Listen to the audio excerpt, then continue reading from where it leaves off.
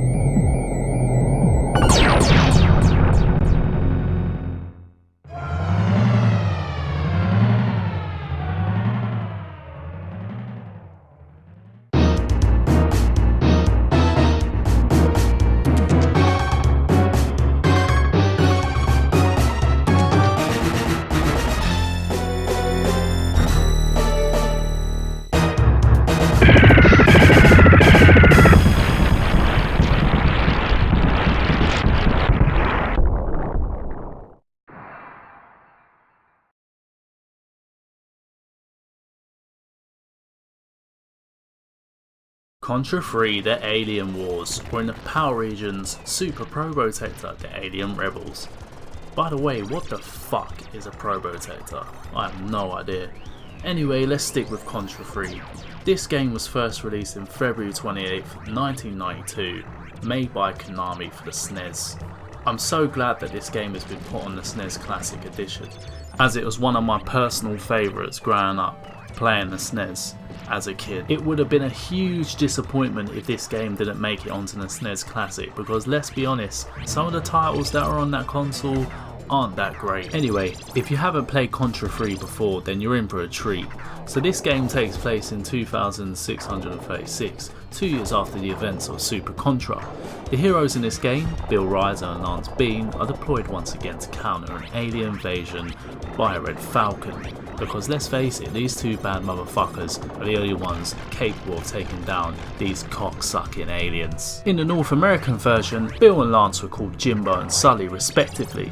They were referred to as being descendants of Mad Dog and Scorpion from the NES versions of Contra and Super Contra. The graphics of Contra 3 have improved a lot from their counterparts on the NES. The level design is more complex and it provides more opportunities for interaction. For instance, you can grab onto poles or ceilings and navigate them in a monkey bar kind of fashion, climb walls and ladders, destroy buildings and scenery, and occasionally take control of tanks. There's also a level where you can get to ride a motorbike whilst kicking some alien ass. The game stuck to its roots of run and gun gameplay. The first level of this game is probably one of the most intense first levels of any game I know of. You start in the city being ravaged by those shitty little aliens led by a Red Falcon, who have just flooded the screen constantly. So you're armed with the default machine gun to start with, which is good to clear out these little dickheads. As you progress through the level, you get a chance to upgrade your weapon, either in the form of the shotgun, or spread gun, whichever you want to call it. This blasts out red bubbles, the laser, homing missiles, flamethrower, which is my personal favourite, and the crusher missiles. You can also carry two guns, which is handy as you can do some pretty badass rapid fire tricks if you're an elite Contra player. And let's not forget the bomb, which wipes out anything inside the screen. There are two top view stages in this game. Stage 2, the collapsed highway, and Stage 5, the steep cliffs. When you had two players, the screen would split screen and you would choose your starting positions on the map, making your way through the hordes of enemies trying to fuck your shit up. But as you can see from the gameplay footage, this game was fucking hard. If you think FIFA Rage or COD Rage is bad, you ain't experienced Contra Rage, my friend. It had 3 difficulty settings in easy, normal and hard, with a range of lives from 3, 5 and 7. With each increases in difficulty settings, it will alter several aspects of the game. For example, enemy bosses when fought on harder difficulties will have new attacks or modifications to their already existing attack patterns. Also, some situations in the game, such as flying in the air on missiles, become more difficult as the missiles travel much faster on higher difficulties. In addition, some objects and boss weak points that were destructible on easier difficulty levels will become more indestructible on normal or hard mode. If you wanted the true ending for the game, you had to complete this shit on hard. and that's what made video games so good back in the day. It made it competitive. If you completed a game like Contra 3 on hard, especially by yourself, you were considered a fucking don. I remember these days when Ash would have either me or Sean or one of the other mates round to play multiplayer.